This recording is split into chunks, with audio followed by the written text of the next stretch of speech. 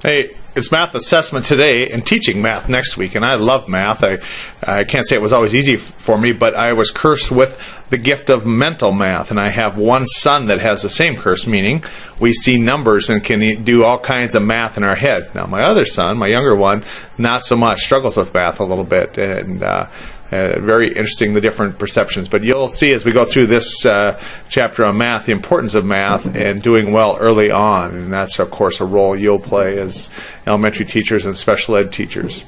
So math, assessing math, chapter 11. So chapter 11, assessing math, is where we're at. And math is a very big part of school. We talk about reading, math, and writing as the three main things. And so here is that third leg of instruction, not only for school but for this course. And so we went through writing and then reading and now math. And so that's how your textbook, just the image of somebody teaching a little math and that start of it. I'd like to take you first to the textbook where it just talks about the importance of math in a child's life. Okay. Talks about how it affects everyone's daily life, a practical perspective. Okay, practical perspective of math. It influences our decision, calculations effective and salary increases. We haven't had that in a while, so I don't know about that.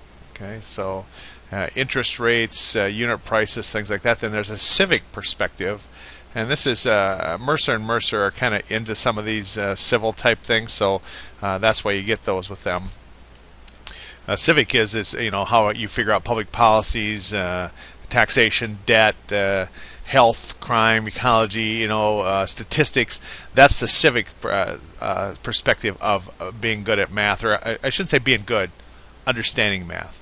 And then there's a professional perspective, a parameter he calls it. Or they call it, it's actually a husband and a wife, with tools to succeed a job. And then this recreational perspective of it, like relaxing, fun, playing games, cards, sport games, all involve math. You can't really play sports without some dimension of math in it. And then a cultural viewpoint, it's power to solve problems, predict outcomes, can change culture with that. And then I go into the research about the difficulties, math deficiencies of students with learning problems emerge in early years and continue throughout secondary school. Some of us can do math pretty good. We get to algebra or geometry, we seem to sputter a little bit, but sometimes that the math, when we really talk about math, it's really much earlier than that if we can do the calculations and things like that. So the problem is that they show up in early age level, and generally kids that you'll work with that struggle when they're young with math carry that throughout school. And that's why it's so critical, if you're the special ed teacher or the regular teacher, that you really get on this early and work with kids and identify them. It's okay early to say there's a problem here and we need to work extra on it. I'm convinced that some people have just that true specific disability to math where it just is hard for them and their brain works differently. And that's okay. That doesn't make them less or more.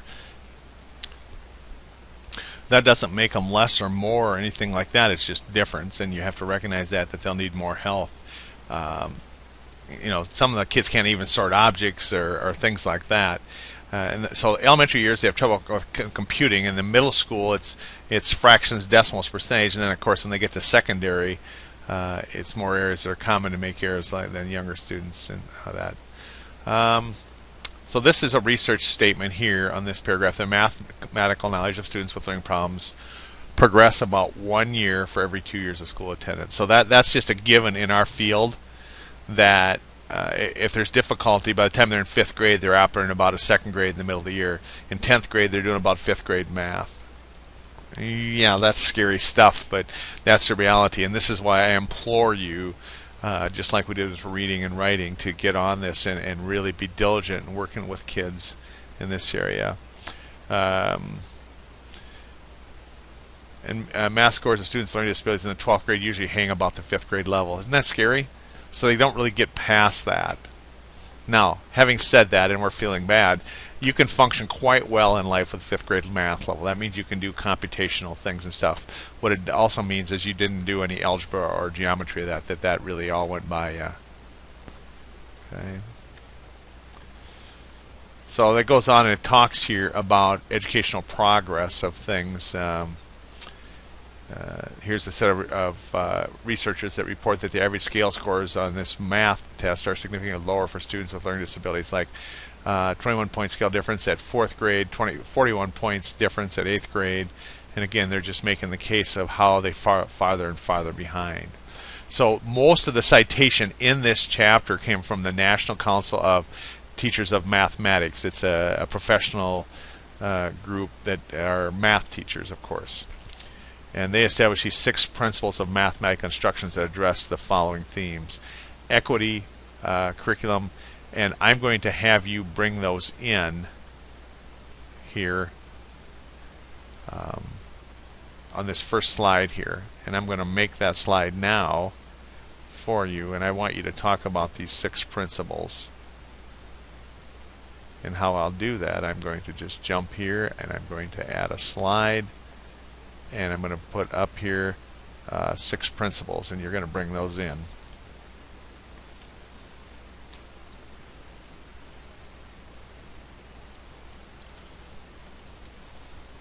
Okay, I think that's how it was stated. And I'll have you bring those in. 6 principles of math instruction.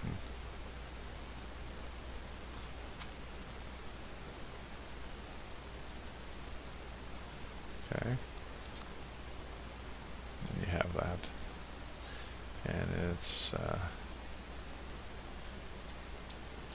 there.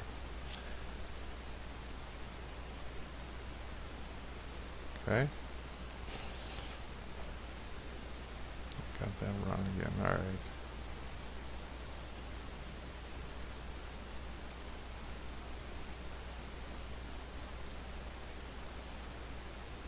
It's there. All right. So those are the 6 principles. Equity, excellence in math and education, curriculum, more of a collection of art activities, teaching, effective mathematics. Teaching requires understanding that students know and need to learn, and then challenging and supporting them well.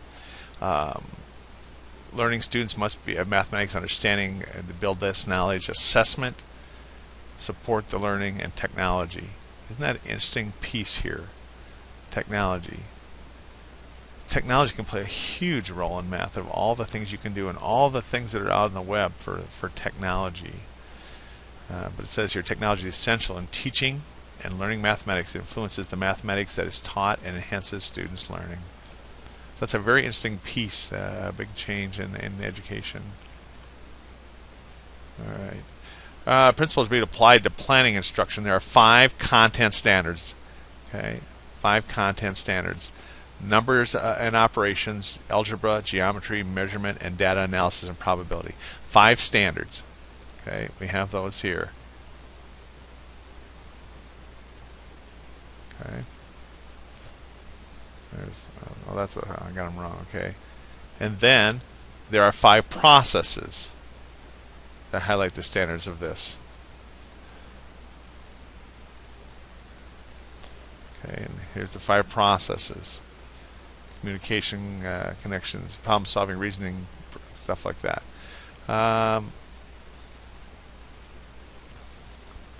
Initial inspection standards are appealing and their goals widely accepted. Closer looks, however, reveals serious limitations regarding this. Here's what this national collection of teachers of math say is that there's limitations centered around the modest attention given to student diversity and rigid adherence to the select instructional paradigms. In other words, what these authors are finding fault with in this is that they're very rigid in how it should be taught, and doesn't allow for kids that learn differently. Okay, and then it goes on to explain how they see that. Standards make only modest reference to students with disabilities. The standards are based on replicable, validated instructional, are not based on replicable, validated instruction. And what you know about research is, if you can't replicate it, I mean, you do the same thing, get the same results. It's really not a proven method. And it goes down here and says, Hutchison states that there is no evidence. Yeah, they're working on my house. That's what the pounding is. There's no evidence to support the claim that exposure to the proposed content and experiences will result in math power for students with disabilities. Okay, so they're saying in the research that they say that, and the standards promote a self-discovery approach in teaching math to all students. And that students sometimes with learning disabilities don't do as well with discovery. They state this position ignores the wealth of teaching practices generated from product research that have proven effectiveness for students. So they're kind of criticizing the standards in the way it's taught kids with learning disabilities. And then they go on to say, without better math instruction, these individuals will continue to face debilitating frustration, anxiety, and failure.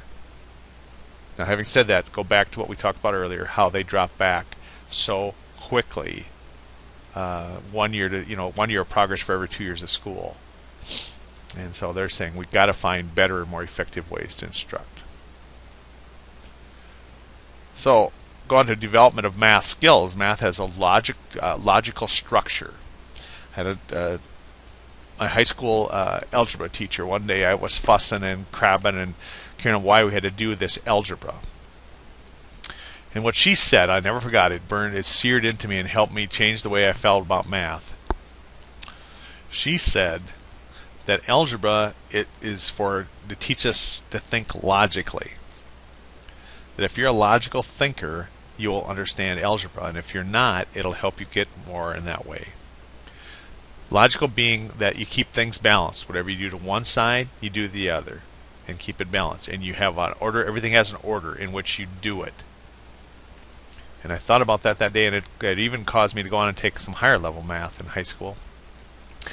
And I was never very good at it, but it helped me understand that. And she was quite frustrated. She was not in the calm tone voice, but it made an impact on me. So here, math is a logical order. The students first construct simple relationships, and then they progress to more complex things, obviously. And down here I marked, although the hierarchy stops at 6th grade, these skills also apply to many adolescents with learning problems because their problems usually involve skills taught in the elementary rules. So what that means, again, if they don't master these early rules, it gets harder. So then it goes on to tell what's kind of taught in number 1, addition and subtraction, 1st and 2nd grade, then multiplication and division about 3rd and 4th, then fractions in 4th and 5th, and then decimals and percentages in 5th and 6th. More of a lower level math skills must be mastered before higher order maths can be learned. And let me just give you a rendition of this, why this is so important. When we get to math, and we're doing this early on, we seem to be able to quickly pick up this, and even kids that struggle a little bit and figure that out, but they need to be able to memorize these things. Okay, and then we also learn that this, and there's a whole set of those. So those are two things that come into play that we learn in that 1st and 2nd grade. Then we get to 3rd and 4th grade, we get to this, and that's for some reason seems to present more of a problem. But again, we suggest to them that they get this at the automaticity level. So this has to get to the automatic level.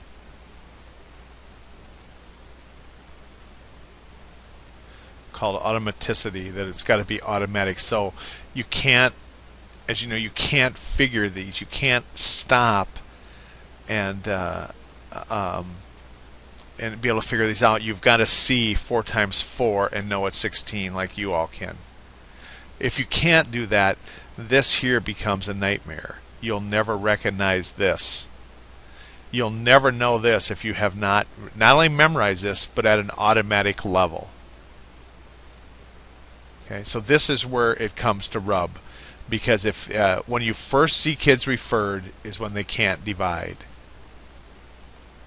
Because even if you're figuring division, if you don't know 4 times 4 is 16 without looking, this becomes a nightmare. Okay, so most referrals come when it's time to do division. Most referrals come when it's time to do division. Now, think of this. If you don't get this automatically, and what I remember when I learned this in 3rd grade, all of a sudden the light came on. Both of my kids, too, they can't do it, and all of a sudden they could. And once they got it, they just seemed to like they could all of a sudden do them all.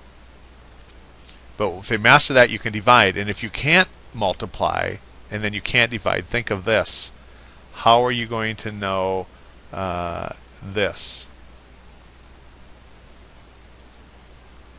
More yet, how are you going to be able to do this? So fractions are a nightmare. Decimals are a nightmare. Factoring, multiples, percentages, all are based on memorizing at automatic level this. So think about that. It starts with multiplication, and division is the one where they get the referrals. And if they don't master multiplication, then they can't do division, then all the future math is a complete headache. So that's what they're saying here. Students with learning disability problems often fail to grasp basic math facts or develop fluency. And fluency is the key, the rate at which they can do it. Okay. So let's talk about readiness. Readiness for math. I don't know if I did this here. I should have started with this. Assessing math. It's a little bit like reading and spelling in those, that you talk about the readiness things just like we did in those, and then we talk about how to assess it, examine the errors and the level of understanding, and then we talk about formal and informal assessments, and it's a pretty short chapter. Okay. So let me take you now to here, talk about assessing math, that problem solving, reason of proof, that, and now these development of math skills, hierarchies of lists of math concept skills that are useful in planning specific interventions are provided here. Appendix A in the back includes a scope and sequence that shows math hierarchy. Hierarchy meaning what levels, how math is tiered. It has to be sequentially taught. Very hard to jump in and teach division before you've taught everything prior to that. You can do that in science. You can do that in writing. You can do that in social studies. Math has to be a hierarchy. It has to be sequential. And then it talks about also what's commonly stressed at each grade level. Even though it stops at 6, these skills also apply to many adolescents having learning problems, because their problems usually involve skills taught in elementary grades. And that's what we talked about, is you will have 7th and 8th graders working on basic math computations. And why? Here's what you want to do. You want to get them to that automatic level. They're going to resist. They're going to say to you, I don't need this. I know how to do this. And they do, but not at an automatic level. And what that'll mean to you, you'll have to find ways to make it fun and stuff. And this we looked at too in 1st and 2nd grade. It's addition and subtraction, and then we go to multiplication in 3rd and 4th, and then 4th and 5th grades is fractions, and then 5th and 6th is decimals. And you had that when you were structuring. So your readiness, you understand classification, ordering, seriation, and one-on-one correspondence, and conservation. And I'm going to have you bring in stuff here for these and tell me a little bit about each one of those. Okay. And you have to master these concepts in order to do the next step.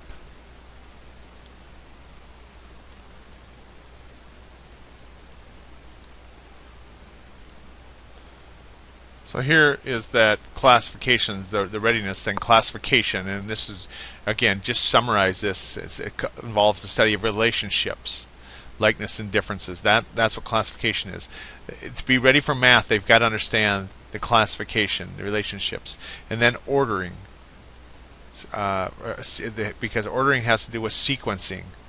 And so if you don't understand ordering and sequencing, you can't do math. And then this seriation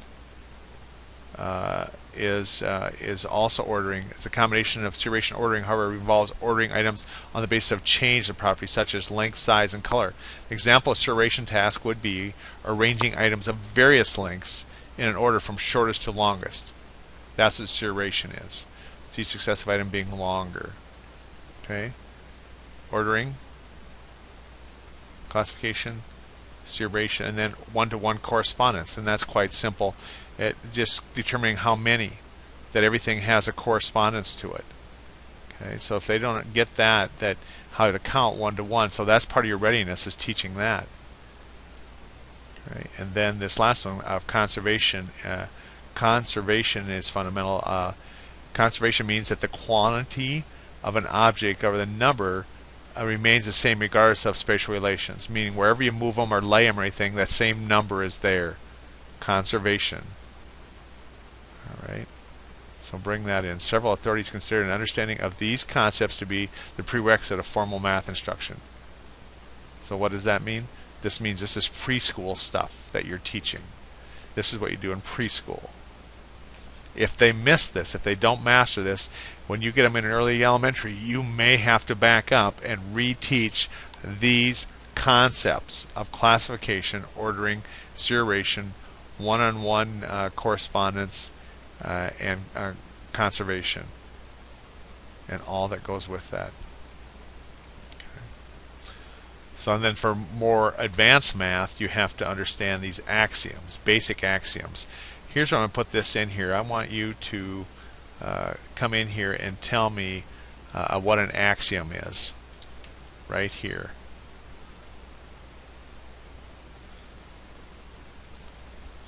Put a definition here of what an axiom is. Okay.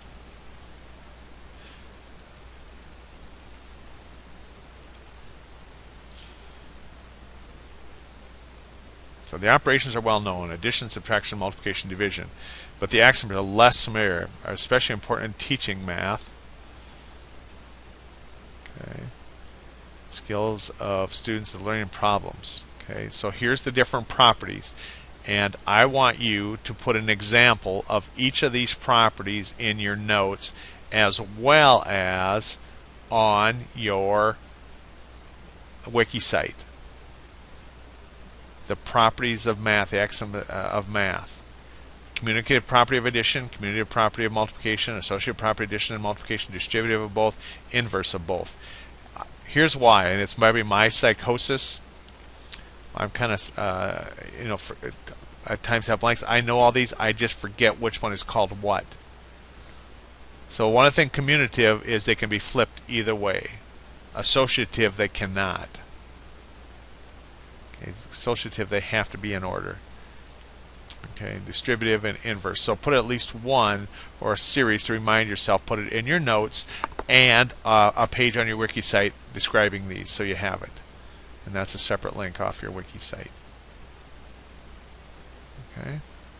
And I can remember studying this and teaching this. Oh, what a struggle it was for kids, and to understand the relevance of it.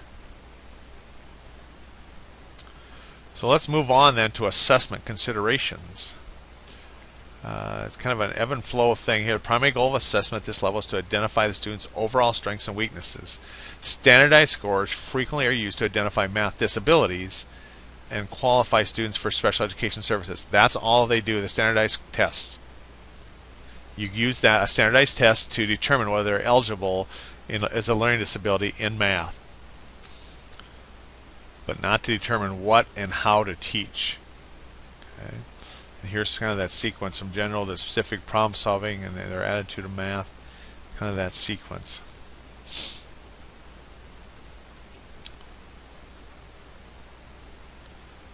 Okay. So then you want to examine math errors. Let me jump back to here and see where we're at. These math errors, computation and problem solving, of course, and then their level of understanding, whether it's concrete, semi-concrete, or abstract. And I know you've had some instruction on this, but I'm going to review it here anyway. Okay. First of all, computation, computing. Errors in the computation classified into 4 categories: random responses, basic fact error, wrong operation, or defective algorithms. Okay, I want you to put those down here.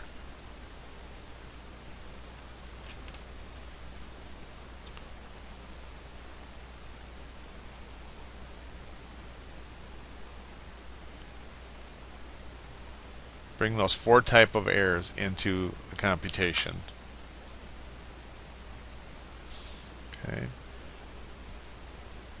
Count for most errors. Algorithms include specific steps to compute. Here's another word I'm going to ask you to look up for me and put it in your notes. Algorithms.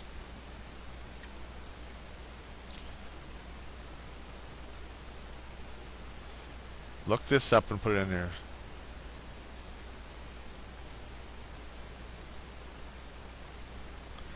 Put that in your notes too, so you know what the algorithms are. Algorithm includes the specific steps used to compute a math problem, and it takes you through some of these. And the lack of these prerequisite skills, that's still the same thing. These researchers here found the majority of errors were caused by lack of those prerequisite computing skills, that even though they could learn steps, if they couldn't do the computations right. Multiplication errors are a primary result from a lack of knowledge of multiplication facts. Okay.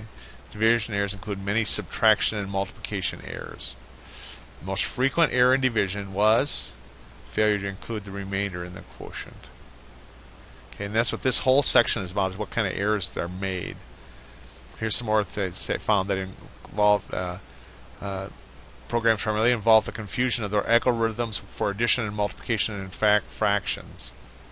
Okay, so how does kids distinguish? Because you're teaching one thing and you say this is how we do it, but when we teach another part of math, it has a different thing, right? Regrouping and addition is different than a multiplication, because you got to have those placeholders and stuff. That's what's confusing. That's what you need extra instruction on. So you try and watch them and see what they need. These steps up here, guidelines for conducting error analysis.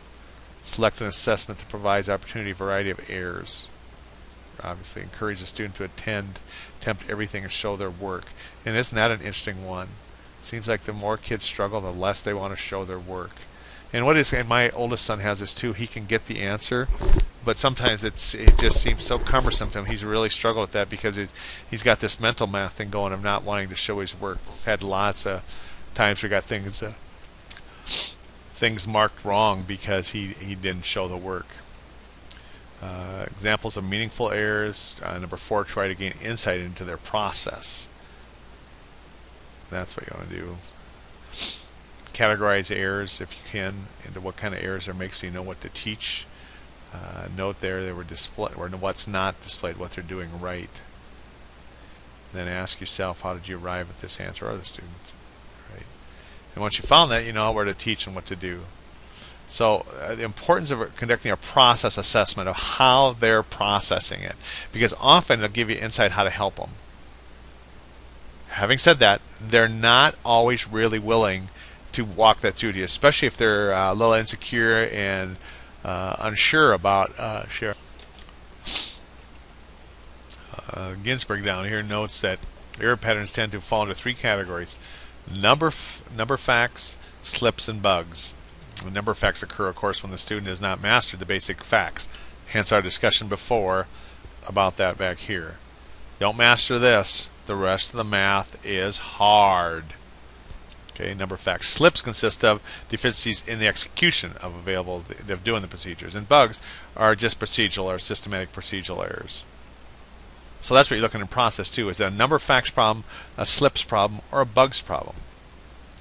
And number of facts is a bigger issue. Slips and bugs is things that you can kind of work out and get it to work better, right? So and then it takes you what are some of these common problems, and you can look through this.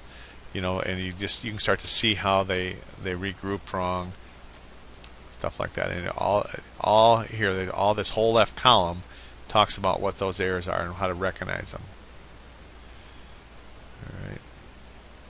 Then come down here to problem solving, because first we had computing problems, now problem solving. Let me go back here what this was. Okay, here's what it says about problem solving. Research indicate many students with learning problems have trouble solving word problems. Okay, let me just clue you on this. Part of that is a reading issue. But even good math students sometimes have a hard time reading that problem and deciding what has to be done from it. One way to vary the difficulty level of word problems is vary what's unknown here. Here's some examples of what's unknown. Tom has 5 stickers. Pam gave him 3 more. How many stickers does Tom have now? Because the result's unknown. Then he has 5 stickers. How many does he need to have? 7. Then he changed one unknown. And then Tom has some stickers. Pam gave him 3 more. Now he has 7. How many tickets does Tom have to start with? Start with unknown. It starts unknown. So you vary that to try and help him with that. Found that students with math disabilities experience difficulty with problems include extraneous information. Too much information that they don't know what to do with. Got to check the correct algorithm steps and complete the problem as well as set up the problem. And that's what often they'll want you to do. Just tell me what to do. I can solve it. Tell me what to do. Okay. So how do you determine that level of understanding? Well, it's this. Concrete is almost exclusively with objects. Okay, and you'll want to put these in your notes what these are. And again, you know this, but tell me what each of these things are, what that looks like. And here it is.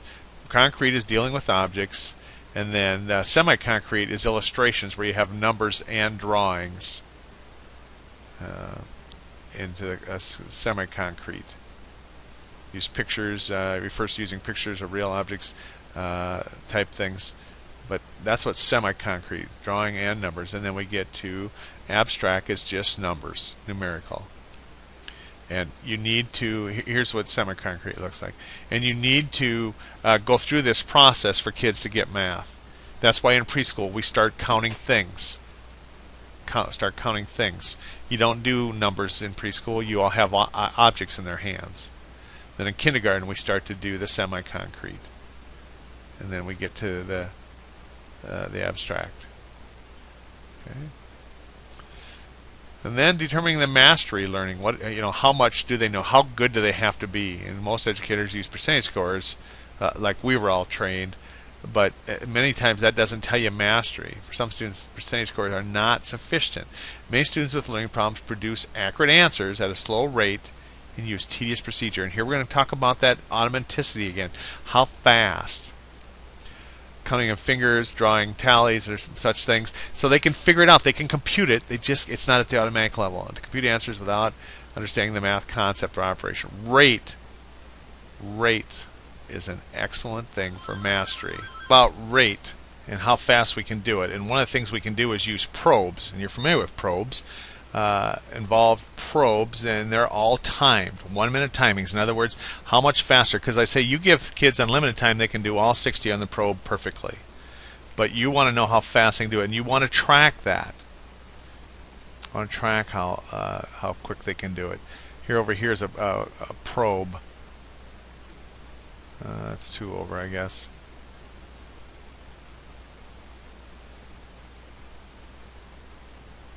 Here, and I'm giving you this on a sheet here, so you have that, and you'll find better ones, and the internet's full of probes. Okay.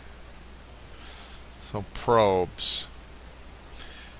So first of all, let's go into this assessment of math. Let me take you back here. We're here now. How to specifically assess it. All right. So first of all, formal math. There's these standardized math tests are norm reference and many kinds of information like the grade and score and stuff like that. Standardized tests usually are classified into 2 categories: achievement test or diagnostic. And if you remember our studies, you know what the difference between these two are. And then we'll go into criterion reference and stuff. But first of all, this achievement and diagnostic. Achievements or survey tests cover a broad range of math skills and are designed to provide an estimate of the student's grade level achievement. This is what you're after. Grade, give you some kind of a grade level achievement. They yield a single score, yes or no. Get 1 score, which is compared with standardized norms to see you know how they're doing. And here's some examples of those types of tests. And each one tells you a little bit what they're about.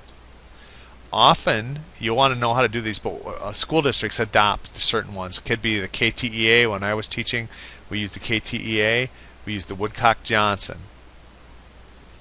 Okay. But it gives you one score. Contrast, diagnostic tests usually cover a narrower range of content and are designed to assess the student's performance in that area. Achievement just gives you one single score that you compare to other people that have taken the test. Diagnostic has a series. So here's the diagnostic things. We have those in the notes, and I want you to put a little information in here about these different diagnostic things. Okay, these have them here. These are the achievements.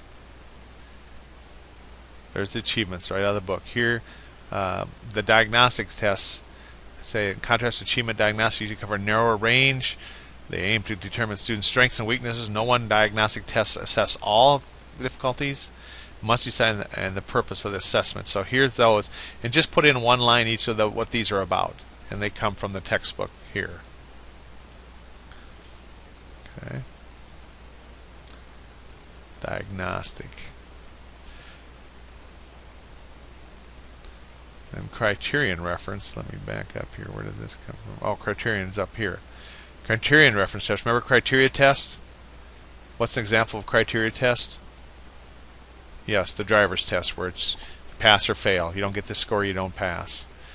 So standardized have individual scores. This criterion reference test, which describe the student's performance in terms of criteria. Did they meet the criteria for that? So again, not a lot of information in it. Criterion reference diagnostics. Criterion referenced diagnostic tests are those most suited for identifying their problems, because that's ultimately, if you're going to work with a student, that's what you're doing. What is it I need to work on? But the more common way is informal math tests, just like informal reading, informal spelling. Just in other words, what you can find out. What you can find out. All right. Formal assessments involve examining the student's daily work examples or administering teacher-constructed tests. It goes through this by asking appropriate questions and listening to students' responses. Teachers can assess not only whether a student can solve a particular problem, but how the problems are solved. Okay, the individual needs, and you can determine what their need is. That's what you do with informal. So first is a curriculum-based informal test. You assess what's being taught right in the curriculum. And the strength of that is you keep them moving forward. If they're not making progress, you use the curriculum that your school has to make that determination. CBM, curriculum-based measurement. Okay, two methods of this exist, including curriculum sampling and developing a robust indicators. And then this goes into that. Curriculum-based measures a span of appropriate skills, and here's some information.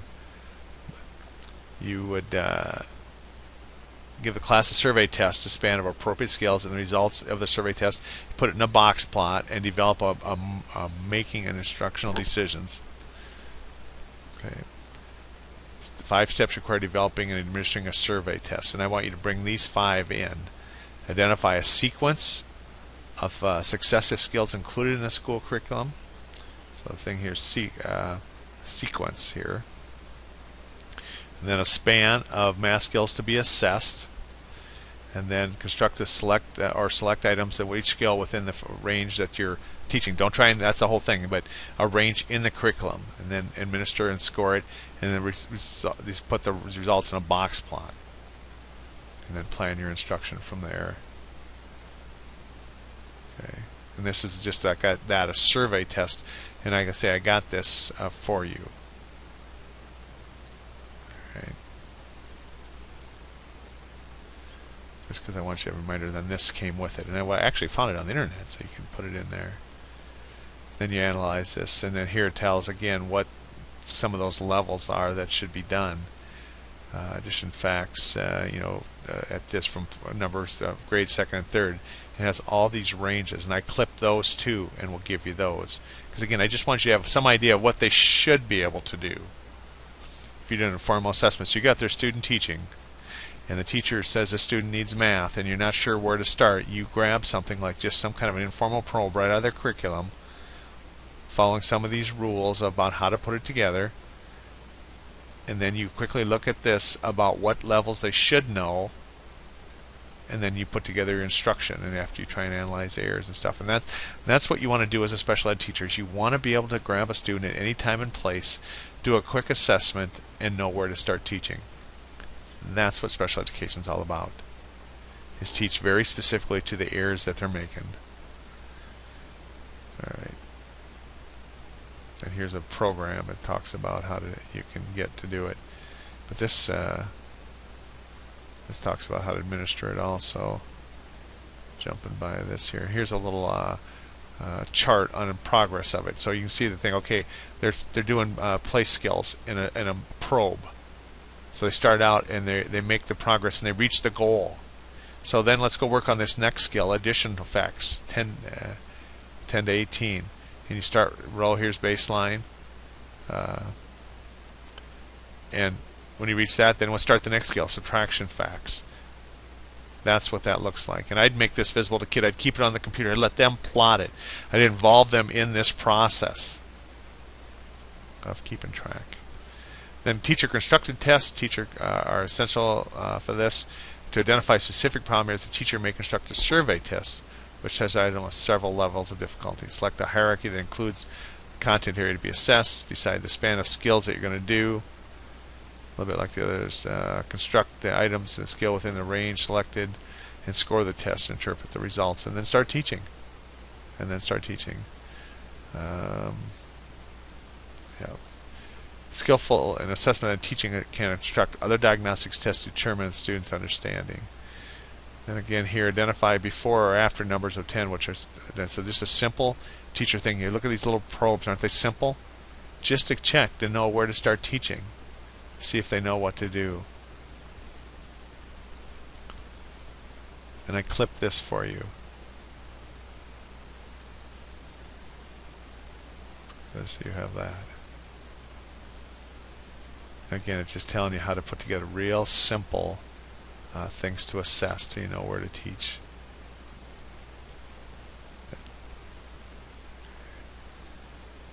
Here's a mixed probe, no regrouping here to figure out, and it has multiple things on it. I mean, it has some 2x2s, 1x1s. It doesn't have any 3x3s, but it has a mixture of things. Then how do you assess this concrete, semi-concrete, and abstract level? You can imagine the same thing, that you to assess the concrete level, you begin either with a written problem, with display of objects, or with both numerals and subjects. And then for semi-concrete, you begin with written problem and drawings with both numbers, just to see what they know.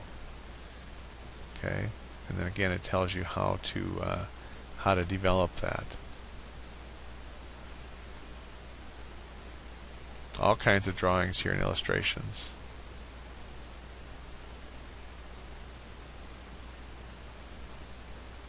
And how to represent it.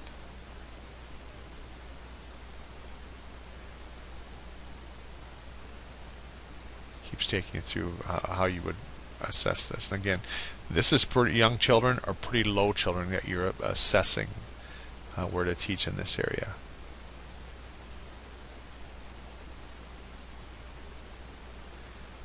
Okay.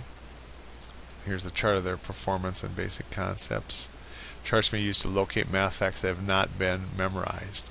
And I know in nines tends to be, the research says nines are the hardest ones for them to remember. Why, I don't know, but it is. Here's subtraction facts, and just checking them off after they've mastered them. Okay. Diagnostic math interviews. Yeah. Perform a functional math assessment. The teacher needs to know how the student's been taught and expected to know. It's one of the biggest frustrations I have trying to help kids with homework, is you don't know what they should know. You don't know what or how they've been taught. What was Jackson doing? Oh, he was trying to figure out time lapse. How much time has lapsed? You know, it's Tommy leaves home at 12:15, and he gets to the park at 2:20. How long did it take him? Well, I don't know how they were taught to do that. I know how I would do it, but it'd be nice to do what the teacher's doing, and that's what the interview is about. This movement involves portfolio assessments, are typified by open-ended performance measures of what they can do. Diagnostic interview provides information to determine what skills, math skills, teach the student, how to teach them. Student expresses thought process. Again, if you can get them to talk and talk you through their thought process, and it gives you a bunch of hints how to do this. And most of you will know how to do this. I mean, you just develop a relationship with the kid and start to work with them a little bit. So that was math assessment.